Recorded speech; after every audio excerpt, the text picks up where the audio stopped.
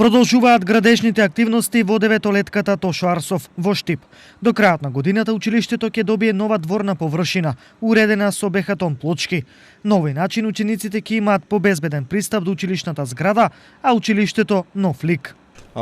Една од активностите е целосна реконструкција на подот на дворот, односно целата дворна површина пред самото училиште, што е на увид на јавноста, и ова училиште добие нов модерен изглед и во дворното уредување на некој начин.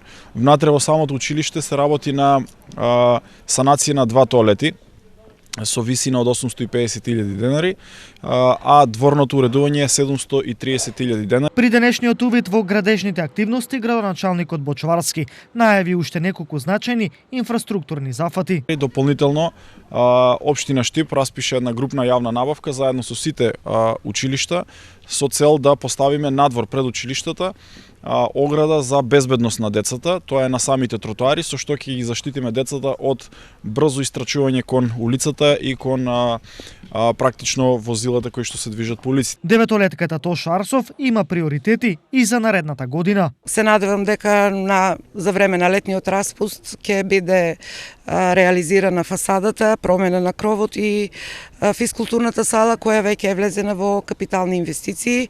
Со тоа можеби нема да завршиме со сите проекти или работни задачи за ово училиште, бидејќи се работи со мали деца, секогаш се појавуваат нови идеи. Инаку, училиштето неодамна го реши и деценискиот проблем со замена на енергетско ефикасни прозори, капитален зафат вреден 7,8 милиони денари.